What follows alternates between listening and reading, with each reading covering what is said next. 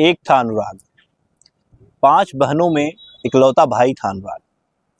Taekwondo का खिलाड़ी था अनुराग, जौनपुर का रहने वाला था अनुराग।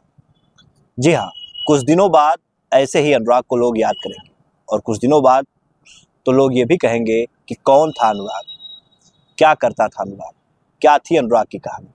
तो नमस्कार, मैं हूँ जर्नलिस्ट राजन और आज एक बार फिर से मैं आपके साथ जुड़ा हूँ अनुराग के विषय पर बात करने के लिए। आज कोई खबर नहीं है, लेकिन वीडियो सिर्फ इसलिए बनाया जा रहा है क्योंकि कल हमने कोई वीडियो नहीं डाला अनुराग से जुड़े हुए मामले का। तो लोगों के मैसेज आने लगे हमारे पास कि भैया आज अनुराग के मामले में क्या हुआ, क्या कुछ हुआ, पिता के हालात कैसे हैं, परिवार कैसा है, आपने कोई वीडियो क्यों नहीं डाला, आपने कोई खबर अनुराग से जुड़ी क्यों नहीं डाली। तो सोचने लगे हम कि आखिर क्या दिखाएं, क्या बताएं आपको। वही बताएं कि पुलिस विभाग ने तो अपना कार्य कर दिया है, सारे आरोपी सलाखों के पीछे पहुंच गए, अब फैसला न्यायालय के हाथ में। लेकिन राजस्व विभाग, जिसे अपनी ज़मीन खाली करानी है, जिसे उस बंजर की ज़मीन को खाली कराना है जहां पे लालता ने अपना साम्राज्य बना रखा है, वह राजस्व विभाग अभी तक सिर्फ तारीख पे तारीख दे रहा है।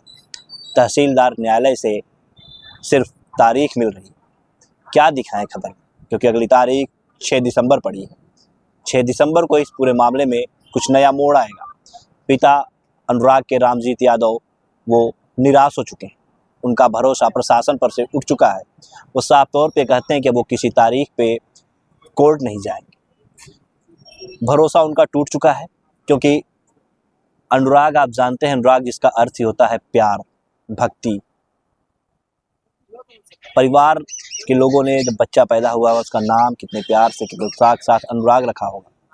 और अनुराग के जिस तरह से आपने वीडियो देखे, जो कक्षा 5वीं में पढ़ने का अनुराग का वीडियो था, चाहे वो हो चाहे अनुराग के खेल का वीडियो हो, उसको देख करके आप भी आसानी से समझ गए होंगे कि अनुराग कितना होनहार, कितना प्रतिभावान लड़का था। लेकिन उसकी प्रतिभा को दबा दिया गया। जमीनी विवाद के चलते अनुराग असमय ही काल के गाल में समा गया। अब लोग बस यही चाहते हैं कि दोषियों को सजा हो और जो विवादित ज़मीन पे जो लालता ने अपना साम्राज्य खड़ा कर रखा है उसे गिरा दिया। लेकिन वो साम्राज्य कब गिराया जाएगा, कब जो है उस पर बुलडोजर चलेगा, इस पे सिर्फ तारीख पे तारीख पड़ रही है। जी हाँ, पहले 25 नवंबर की नोटिस दी जाती है, फिर उसके बाद एक तारीख पड़ती है 2 दिसंबर और फिर तारीख पड़ जाती है 6 दिसंबर। अब 6 दिसंबर को क्या कुछ होगा कोर्ट में, ये देखने की बात है। लेकिन कहीं ना कहीं लोग ये लगातार मांग कर रहे हैं कि लालता के उस घर पे बुलडोजर चलना चाहिए, अनुराग को इंसाफ मिलना चाहिए। परिवार के हालात बद से बदतर हो गए। माँ खाना नहीं खा पाती, बेसुध सी हो जाती। पिता रामजीत यादव की आपने तस्वीरें देखी होंगी, किस तरह से वो न्यायालय के चौखट पे आते हैं तो उनके आंसू बहते रहते हैं और वो बस एक उम्मीद लगाए रहते हैं कि शायद आज उन्हें तहसीलदार न्यायालय से कुछ राहत मिलेगी, उनके जख्मों पे कुछ मरहम लगेगा और वह घर जो लालता का खड़ा है उसे गिराने का कोई फरमान, कोई आदेश जारी होगा। लेकिन ना ही कोई आदेश जारी होता है, ना ही कोई फरमान जारी होता है। मिल जाती है तो तारीख, और अगली तारीख 6 दिसंबर। ऐसे में कल हमने कोई भी वीडियो नहीं डाला।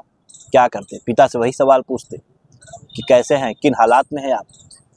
अनुराग की बहन से वही पूछते कि क्या चाहती हो तुम। परिवार तो बार बार यही कहेगा कि दोषियों के खिलाफ सख्त कार्रवाई हो, उन्हें फांसी की सजा हो, किसी को छोड़ा न जाए और वह मकान जो है लालता का, जो अवैध बंजर की ज़मीन बनाया गया, उसे गिराया जाए। ये मांग लगातार परिवार कर रहा है। तो हम कल क्या पूछते परिवार से, क्या वीडियो हम दिखाते आपको।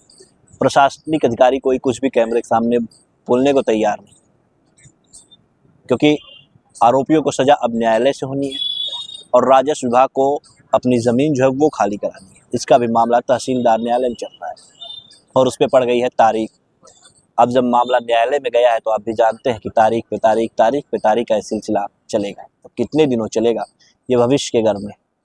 लोगों ने एक उम्मीद जताई थी कि हाँ, बंजर की ज़मीन पे जिस तरह से आनन फानन में ज़मीन की नाप हुई, जांच हुई और पता चला कि बंजर की ज़मीन पे लालता ने अपना साम्राज्य खड़ा किया है, तो कहीं ना कहीं उस ज़मीन को जो है खाली कराया जाएगा और उस मकान को ढहाया जाएगा और वहाँ पे एक अनुराग की प्रतिमा लगाई जाएगी, क्योंकि लोग यही मांग कर रहे थे। लेकिन अब वह मांग भी कब पूरी होगी ये भविष्य के गर्भ में है। फिर 6 दिसंबर को तारीख पड़ी है और 6 दिसंबर को क्या कुछ होगा वो हम आपको अवगत कराएंगे। लेकिन फ़िलहाल इस पूरे मामले में अभी तक बस यही है, हिम्मत नहीं होती कि अब इस पूरे मामले पे परिवार से कुछ बात करें, किससे सवाल करें। प्रशासनिक अधिकारी कोई कुछ भी बोलता नहीं है कैमरे के सामने, किससे पूछें, क्या बताएं, क्या लेकर आएँ। वैसे बैठे थे तो मन किया कि एक वीडियो डालें। ये कोई न्यूज़ नहीं है, कोई समाचार नहीं, बस ये बताना है कि अनुराग के मामले में क्या कुछ हो रहा है, क्या कुछ होगा, और परिवार को कितनी उम्मीदें प्रशासन से है। वो परिवार जो कि भरोसा लगा के बैठा था जिलाधिकारी महोदय के ऊपर, पुलिस कप्तान के ऊपर, कि हाँ इंसाफ उसे मिलेगा, लेकिन अब उसका भरोसा जो है टूटता जा रहा है। तस्वीरें आप लोगों ने देखी होगी किस तरह से पिता रामजीत यादव रोते हुए नजर आते हैं। उनके आंखों से जो आंसू हैं वो थमते नहीं।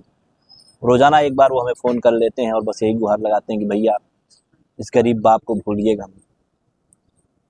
मन सिहर सा जाता है, रोंगटे खड़े हो जाते हैं उनकी आवाज़ सुनकर। लेकिन अगर दिल नहीं पसीज रहा किसी का तो राजस्व विभाग, ये वही राजस्व विभाग है जिसे उत्तर प्रदेश में राजस्व के मामलों में निस्तारण में नवंबर माह में जनपद जौनपुर को पहला नंबर दिया गया।